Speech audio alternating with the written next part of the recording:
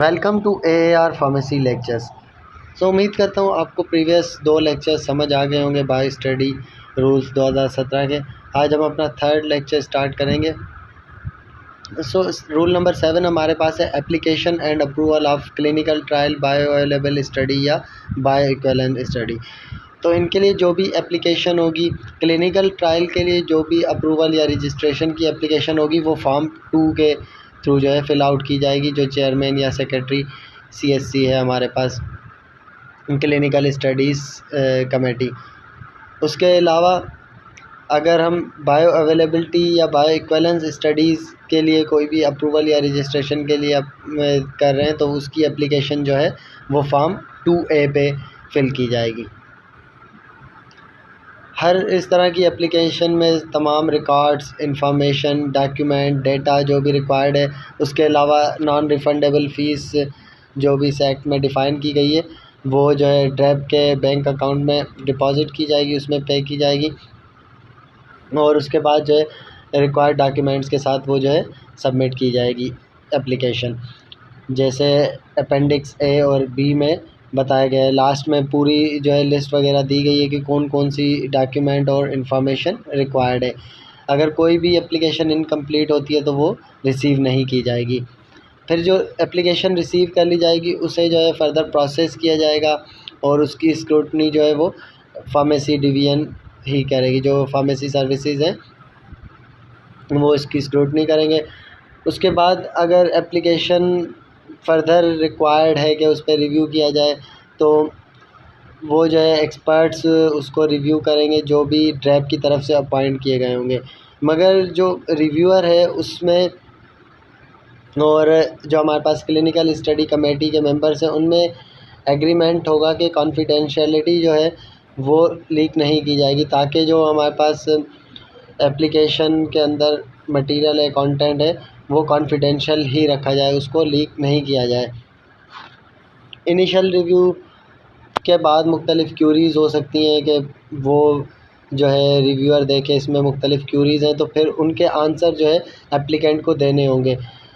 Reviewer कभी भी directly जो है ना वो एप्लीकेंट को अप्रोच नहीं करेगा या उससे कांटेक्ट नहीं करेगा, वो जो है ड्रैप के थ्रू कांटेक्ट करेगा। मतलब वो जो है कोई भी उसको क्यूरी है या कन्फ्यूजन है तो वो ड्रैप के थ्रू उस एप्लीकेंट से बात करेंगे कि इसमें जो है ये हमें क्यूरी है या ये चीज़ समझ नहीं आई, तो उसकी जो है फर्दर में हमें जो है एक्सप्लेनेशन चाहिए, मगर वो ड्रैप के थ्रू करेंगे, डायरेक्ट कभी भी एप्लीकेंट को अप्रोच नहीं करेंगे। रिव्यूअर या एसेसर जो है वो प्री क्लिनिकल डेटा भी मांग सकता है, मतलब उस क्लिनिकल ट्रायल से रिलेटेड जो प्री क्लिनिकल स्टडीज़ होंगी उसका डेटा भी एप्लीकेंट से मांग सकते हैं। रिव्यूअर उसके बाद एक रिपोर्ट जनरेट करेगा और वो रिपोर्ट जो है CSC को सबमिट कराएगा, क्लिनिकल स्टडीज़ कमेटी को वो रिपोर्ट जमा कराएंगे एप्लीकेशन के साथ साथ। फिर जैसे ही वो एप्लीकेशन रिव्यू कर ली जाएगी और कंसर्न सेक्शन उसको प्रॉपर्ली इवालुएट कर लेगा और उसमें फ़र्दर कोई भी क्लैरिफिकेशन की ज़रूरत नहीं है या कोई टेक्निकल ओपिनियन की अभी ज़रूरत नहीं है, तो फिर वो सारा का सारा जो है ना उसकी फाइंडिंग या जो भी रिव्यू किया है और डेटा के साथ CSC के सामने रख दिया जाएगा नेक्स्ट मीटिंग में, ताकि वो जो है उसे कंसीडर करें।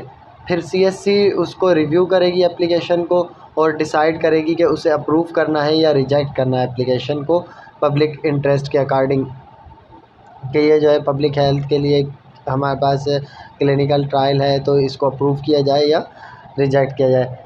फिर क्लिनिकल स्टडीज़ कमेटी जो है वो एप्लीकेशन को फास्ट ट्रैक पे भी कर सकती है। मतलब कभी कभार ऐसा होता है कि हेल्थ इमरजेंसी होती है, जैसे एग्जांपल हमारे पास सबसे कॉमन अभी कोविड था हेल्थ इमरजेंसी, तो उसमें बहुत से इस तरह के ट्रायल को फास्ट ट्रैक भी किया जाता है कि वो जल्दी से ताकि मार्केट में लाया जा सके, क्योंकि पेशेंट इंटरेस्ट या पब्लिक इंटरेस्ट हमारे पास सबसे पहली चीज़ है ना। तो इमरजेंसी अगर है कोई इस तरह के इमरजेंसी केसेस में फास्ट ट्रैक बेसिस पे भी जो है एप्लीकेशन को क्लिनिकल ट्रायल्स वाली जो है जल्दी से गुजारा जा सकता है और उसमें जो है रीज़न मेंशन किया जाएगा कि उसको फास्ट ट्रैक पे क्यों किया गया, मतलब एप्लीकेशन जल्दी से पूरे प्रोसेस से क्यों गुजारी गई, तो उसका रीज़न भी मेंशन किया जाएगा। फिर अगर अप्रूव हो जाता है तो क्लिनिकल ट्रायल अप्रूवल जो सर्टिफिकेट है या bio availability study approval certificate या bio balance study approval certificate जो है वो इशू किया जाएगा फॉर्म 6 पे। अगर कोई भी एप्लीकेंट उस डिसीशन से सेटिस्फाई नहीं है, क्लिनिकल स्टडीज़ कमेटी की डिसीशन को वो चैलेंज करना चाहते हैं, तो वो अपील कर सकते हैं under rule number 23। Rule number 8 हमारे पास है कंडीशंस फॉर क्लिनिकल ट्रायल और बायोअवेलेबिलिटी बायोइक्विवेलेंस स्टडी। इन्वेस्टिगेशनल प्रोडक्ट या जो भी ट्रायल मटेरियल होगा उसके ऊपर लेबल ज़रूर होना चाहिए। क्या लेबल पे लिखा होना चाहिए? Caution for investigational use only and not for sale. मतलब ये दो चीज़ें लिखी हों, कॉशन लगाओ और उस पर कॉशन के साथ क्या लिखा होगा? इन्वेस्टिगेशनल यूज़ ओनली, उसके अलावा नॉट फॉर सेल। फिर इन्वेस्टिगेशनल प्रोडक्ट जो है ना उसकी मैन्युफैक्चरिंग फिर भी करंट गुड मैन्युफैक्चरिंग प्रैक्टिसेस के अकॉर्डिंग होनी चाहिए। मतलब CGMP गाइडलाइंस फॉलो की जाए जब भी इन्वेस्टिगेशनल प्रोडक्ट की मैन्युफैक्चरिंग की जाए।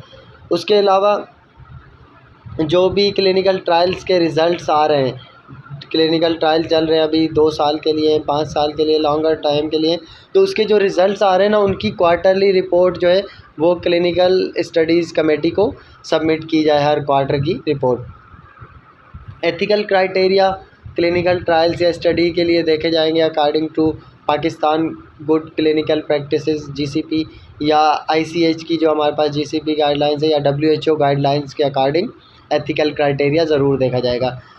कोई भी एडवर्स रिएक्शन आता है इन्वेस्टिगेशनल ड्रग की वजह से तो वो जो है फ़ौरन ड्रैप को रिपोर्ट किया जाएगा। वो जो है कंसर्न सेक्शन तक फ़ौरन जो है बताया जाएगा कि ये जो है एडवर्स रिएक्शन इस इन्वेस्टिगेशनल ड्रग की वजह से हुआ है। फाइनल रिज़ल्ट जो भी होंगे क्लिनिकल ट्रायल के या बायोअवेलेबिलिटी बायोइक्विवेलेंस स्टडी के, वो जो है क्लिनिकल स्टडीज़ कमेटी को बताए जाएंगे। कंप्लीट इन्वेस्टिगेशन के बाद जो है वो पूरी रिपोर्ट और जो भी फाइनल रिज़ल्ट्स आए वो सबमिट किए जाएंगे। स्पॉन्सर या इन्वेस्टिगेटर जो है ना वो हमेशा ड्रैप का जो भी नुमाइंदा होगा, ठीक है, एक प्रॉपर टाइम पीरियड पे, रीज़नेबल टाइम पे वो बाउंड है कि उससे जो है इंफॉर्मेशन अलो करेंगे। मतलब वो कोई भी इंफॉर्मेशन कॉपी करना चाहता हो या वेरीफाई करना चाह रहा हो, कोई रिकॉर्ड या रिपोर्ट्स जो भी उस क्लिनिकल इन्वेस्टिगेशन की हैं, तो उस ड्रैप के नुमाइंदे को स्पॉन्सर या इन्वेस्टिगेटर अलो करेंगे कि वो जो है मटेरियल को वेरीफाई कर सकता है, डेटा को वेरीफाई कर सकता है, कोई भी रिकॉर्ड्स हैं या उसको कॉपी भी कर सकता है अपने पास।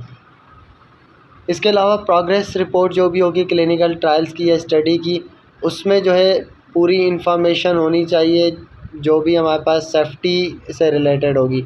मतलब जो पेशेंट है या सब्जेक्ट हैं क्लिनिकल इन्वेस्टिगेशन में इन्वॉल्व हुए हैं उनकी सेफ्टी से रिलेटेड जो है पूरी जो है इंफॉर्मेशन मौजूद होनी चाहिए जो रिक्वायर्ड है, तो उस क्लिनिकल ट्रायल रिपोर्ट के अंदर वो ज़रूरी है।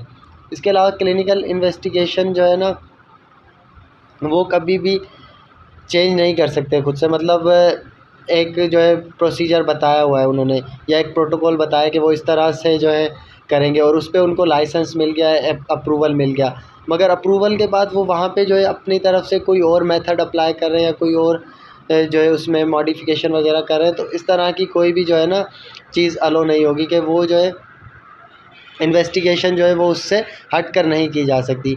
या कोई भी अमेंडमेंट हो उस प्रोटोकॉल में, मतलब प्रोटोकॉल के अंदर कोई चेंज कर रहे हैं जो अप्रूव प्रोटोकॉल था, तो उसमें जब भी अमेंडमेंट करेंगे ना तो उसके लिए जो है क्लिनिकल स्टडीज़ कमेटी जो है उसको बताएंगे और उनसे अप्रूवल लेंगे कि हम ये चेंज करना चाह रहे हैं इस प्रोटोकॉल में, तो वो फिर अप्रूव करेंगे वो अमेंडमेंट, तो उसके बाद ही जो है उस ट्रायल पे या स्टडी पे वो अमेंडमेंट अप्लाई की जाएगी, अदरवाइज़ नहीं की जाएगी।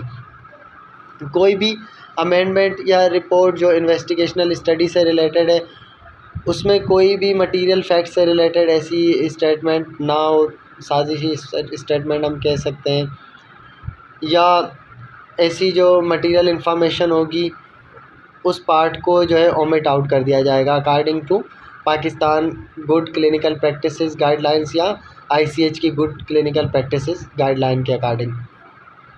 इसके अलावा इन्वेस्टिगेशनल प्रोडक्ट जो भी होगा उसका प्रमोशन नहीं किया जाएगा या उसे डिस्ट्रीब्यूट नहीं किया जाएगा कमर्शियल पर्पस के लिए। मतलब कि ऐसा हो गया उसके जो है प्रमोशन स्टार्ट कर दी, अभी इन्वेस्टिगेशनल प्रोडक्ट है अभी से ही वो जो है मार्केट में प्रमोट करना शुरू कर दिया या उसको जो है कमर्शियली डिस्ट्रीब्यूट करना शुरू कर दिया। तो इसीलिए जो क्वांटिटीज़ होंगी ना इन्वेस्टिगेशनल स्टडी के लिए या क्लिनिकल ट्रायल्स के लिए, तो वो भी जस्टिफ़ाई करनी पड़ेंगी कि ये जो है हमारी रिक्वायरमेंट है, इतनी ही हमने रिक्वायरमेंट के अकॉर्डिंग क्वांटिटीज़ ली हैं इन्वेस्टिगेशनल प्रोडक्ट की। उसके अलावा जो अनयूज़्ड इन्वेस्टिगेशनल प्रोडक्ट होंगे उन्हें डिस्ट्रॉय किया जाएगा, उन्हें जो है ख़त्म किया जाएगा। उसके लिए भी जो है अप्रूवल देगी CSC, हमारे पास क्लिनिकल स्टडीज़ कमेटी जो है वो अप्रूव करेगी। उसके बाद जो है उन्हें डिस्ट्रॉय कर दिया जाएगा जो भी अनयूज़्ड इन्वेस्टिगेशनल प्रोडक्ट होंगे। और उनका जो है ना एक ऑफ़िसर होगा जो इस प्रोसेस में इन्वॉल्व होगा। मतलब जब भी आप डिस्ट्रक्शन करेंगे उस मटेरियल को डिस्पोज़ ऑफ कर रहे हैं तो एक ऑफ़िसर होगा CSC का जो नॉमिनेटेड ऑफ़िसर, उसी की मौजूदगी में वो किया जाएगा। ड्रैप के नोटिस पे जो है स्पॉन्सर कभी भी एक्सप्लेनेशन या राइटिंग में करेक्शन देने का पाबंद है। मतलब ड्रैप कोई भी नोटिफिकेशन निकालता है कि ये हमें जो है इंफॉर्मेशन रिक्वायर्ड है, इससे रिलेटेड उन्होंने नोटिस भेजा कि हमें ये रिक्वायर्ड है इंफॉर्मेशन, तो स्पॉन्सर या जो इन्वेस्टिगेटर वगैरह होंगे वो एक्सप्लेनेशन देंगे रिटन में उस जो है नोटिस की, या जो है करेक्शन देंगे राइटिंग, मतलब जो भी करेक्शन होगी वो रिटन फॉर्म में देंगे। एथिक्स कमेटी या IRB की प्रोविज़न जो है उसको यकीनी बनाया जाएगा। उसके अलावा नंबर 16 हमारे पास है कि मॉनिटरिंग के दौरान जो है ना एक या एक से ज़्यादा ऑफ़िसर ड्रैप की तरफ से जो होंगे वो मॉनिटरिंग टीम का हिस्सा होंगे। और जो हमारे पास मॉनिटरिंग सेल है ट्रायल का या स्टडी का, वो क्लिनिकल स्टडीज़ कमेटी को टाइमली इन्फॉर्म कर देगा। मतलब वो उसे बर वक्त जो है बता देगा ताकि वो जो है ना मॉनिटरिंग इंस्पेक्शन के लिए अपना जो है एक ऑफ़िसर तैनात कर दें। तो इसीलिए मॉनिटरिंग सेल या जो है हमारे पास ट्रायल का या स्टडी का वो टाइमली इन्हें इन्फॉर्म कर देगा। कोई भी इंफॉर्मेशन जो ट्रायल से या स्टडी से रिलेटेड है जिसमें कोई ऐसी इम्पोर्टेंट इंफॉर्मेशन है जैसे बेनिफिट रिस्क असेसमेंट है कोई, या उसके अलावा इन्वेस्टिगेशनल प्रोडक्ट से रिलेटेड कोई और ऐसी इंफॉर्मेशन है जिसकी वजह से जो है ना ओवरऑल ट्रायल के अंदर चेंजेस करने पड़ सकते हैं, तो वो जो है क्लिनिकल स्टडीज़ कमेटी को फ़ौरन बताए जाएंगे। ऐसा नहीं है कि वेट करें हम पूरी स्टडी हो जाए उसके बाद वो बताएं। इस तरह का कोई भी अगर आता है कि बेनिफिट रिस्क असेसमेंट से रिलेटेड कोई एक्स्ट्रा इन्फॉर्मेशन मिल जाती है इन्वेस्टिगेशनल प्रोडक्ट की, या कोई और ऐसी इन्फॉर्मेशन कि जिसकी वजह से ट्रायल कोई चेंज, मतलब उसका जो वो प्रोसेस है उसी को चेंज करना पड़ जाए, तो वो जो है फ़ौरन बताई जाएगी। इन्वेस्टिगेटर जो है ना सारा डेटाबेस मेंटेन करेंगे सब्जेक्ट्स का, मतलब जो भी उन्होंने पर्सन्स हायर किए होंगे जिन पे ट्रायल कर रहे हैं या जिन्हें इनरोल किया है स्टडी के लिए या ट्रायल के लिए, तो उनका पूरा डेटाबेस रखेंगे। क्या क्या चीज़ें हैं उसमें इंफॉर्मेशन में, नाम, फादर नेम, उसके अलावा age, gender, CNIC number, address, और अगर कोई प्रीवियस ट्रायल या स्टडी में उन्होंने पार्टिसिपेट किया है उसकी जो पार्टिसिपेशन हिस्ट्री है वो सब की सब रखेंगे। और ये सब जो है ना सॉफ्ट और हार्ड फॉर्म में ड्रैप को सबमिट कराएंगे पूरी जो डेटाबेस है। इसके अलावा क्लिनिकल स्टडी कमेटी जो है वो कभी भी क्लिनिकल ट्रायल को या बायोलैबिलिटी स्टडी या बायोइक्विवेलेंस स्टडी का अप्रूवल है उसको किसी वक्त भी टर्मिनेट कर सकते हैं। किन बेसिस पे, अगर स्पॉन्सर या इन्वेस्टिगेटर जो है ना वो जल्दी से इन्वेस्टिगेट ना कर पाए, कोई भी सीरियस या अनएक्सपेक्टेड एडवर्स इफ़ेक्ट है, एडवर्स एक्सपीरियंस है, तो वो जो है अगर फ़ौरन से इन्वेस्टिगेट नहीं कर पाए और बता नहीं पाए क्लिनिकल स्टडीज़ कमेटी को, मतलब उन्होंने अगर देख भी लिए कोई इस तरह के अनएक्सपेक्टेड एडवर्स एक्सपीरियंस हो रहा है ट्रायल सब्जेक्ट्स के अंदर और उन्होंने क्लिनिकल स्टडीज़ कमेटी को नहीं बताया, तो वो जो है उनका ट्रायल को टर्मिनेट भी कर सकते हैं या उनकी जो स्टडी है उसको वहीं पे टर्मिनेट कर सकते हैं। ठीक है, या जो है अगर कोई रिक्वायर्ड रिपोर्ट थी वो टाइमली नहीं बना पाए, वो नहीं सबमिट करा पाए, तो फिर जो है उनका स्टडी या ट्रायल टर्मिनेट की जा सकती है। इसके अलावा स्पॉन्सर या इन्वेस्टिगेटर वो जो है एक्यूरेट प्रोग्रेस रिपोर्ट नहीं सबमिट करा पाए अगर इन्वेस्टिगेशन की, according to Pakistan good clinical practices या ICH good clinical practices guidelines, उनके अकॉर्डिंग जो प्रॉपर इन्वेस्टिगेशन है की रिपोर्ट्स हैं, जो भी प्रोग्रेस है उस ट्रायल की, वो अगर स्पॉन्सर या इन्वेस्टिगेटर टाइमली सबमिट नहीं करा पाया तो भी उनका जो है ट्रायल या स्टडी टर्मिनेट की जा सकती है। इसके अलावा स्पॉन्सर या इन्वेस्टिगेटर अगर जो रिक्वायरमेंट्स हैं उनके साथ जो है कंप्लाई ना कर पाए, मतलब जो रिक्वायरमेंट्स थी applicable requirement according to Pakistan good clinical practices या ICH की गुड क्लिनिकल प्रैक्टिसेस गाइडलाइंस के, उनको फॉलो नहीं कर पाया तो भी जो है CSC उनको ट्रायल को टर्मिनेट कर सकती है। इसके अलावा कोई और स्पेसिफ़िक ऐसी कंडीशन रिक्वायर्ड हो या जो भी एडवाइस की जाए क्लिनिकल स्टडी कमेटी की तरफ से कि स्पेसिफ़िक ट्रायल के लिए हमें ये रिक्वायरमेंट्स या कंडीशन है, तो फिर वो भी जो है इसमें अप्लाई होती है। रूल नंबर 9 है हमारे पास एथिकल क्लियरेंस। अब ये ज़रूरी है कि जो भी एप्लीकेंट क्लिनिकल ट्रायल के लिए विलिंग है कि वो जो है क्लिनिकल ट्रायल या स्टडीज़ में पार्टिसिपेट करना चाहते हैं, तो प्रायर अप्रूवल जो है IRB से लिया जाएगा, इंस्टीट्यूशनल रिव्यू बोर्ड से, जो मेडिकल टीचिंग इंस्टीट्यूशन है या national bio ethics committee NBC है पाकिस्तान की, उनसे जो है प्रायर अप्रूवल लिया जाएगा, एथिकल अप्रूवल लिया जाएगा जब भी हम जो है ट्रायल्स करने जा रहे हैं किसी भी सब्जेक्ट्स पे। उसके अलावा IRB जो है ना वो फॉलोइंग मेंबर्स कंटेन करेगा, मतलब उसमें जो है क्वालिफ़ाइड और एक्सपीरियंस मेंबर होंगे जिनमें इतनी क्वालिफ़िकेशन और एक्सपीरियंस ज़रूर हो कि वो जो है ना मेडिकल, लीगल एस्पेक्ट, उसके अलावा एथिकल एस्पेक्ट और साइंस, इन सब चीज़ों की बेसिस पे जो है उस ट्रायल को रिव्यू और इवाल्यूएट कर सकें। तो इस तरह की क्वालिफ़िकेशन और एक्सपीरियंस रखने वाले जो है मेंबर्स होंगे IRB के अंदर। तो एटलीस्ट इसके 5 मेंबर्स होंगे IRB के, और उनमें से एटलीस्ट एक मेंबर ऐसा होगा जिसका प्राइमरी एरिया ऑफ इंटरेस्ट जो है ना वो नॉन साइंटिफिक एरिया से हो, मतलब वो साइंटिफिक एरिया से ना हो। इसके अलावा एटलीस्ट एक मेंबर ऐसा होगा जो बिल्कुल आज़ाद हो, मतलब उसका किसी इंस्टीट्यूशन या ट्रायल साइट से ताल्लुक़ ना हो। उसके अलावा जो भी क्लिनिकल ट्रायल या बायोलेबिलिटी स्टडी या बायोइक्विवेलेंस स्टडी में पार्ट ले रहा है पर्सन, तो वो जो है IRB का पार्ट नहीं होगा। मतलब कोई भी ऐसा पर्सन जो क्लिनिकल ट्रायल या बायोलेबिलिटी बायोइक्विवेलेंस स्टडीज़ में इन्वॉल्व हो रहा है तो वो IRB का पार्ट नहीं बन सकता, या जो है इंडिपेंडेंट एथिक्स कमेटी IEC जो है हमारे पास उसका पार्ट नहीं बन सकता, या जो है national bio ethics committee NBC का पार्ट नहीं बन सकता। इसके अलावा फंडिंग और सोर्सेज ऑफ फंडिंग जो भी होंगे IRB के लिए या उसके मेंबर्स के लिए, वो क्लियरली डिफ़ाइन भी किए जाएंगे और उनको डॉक्यूमेंटेड फॉर्म में भी किया जाएगा।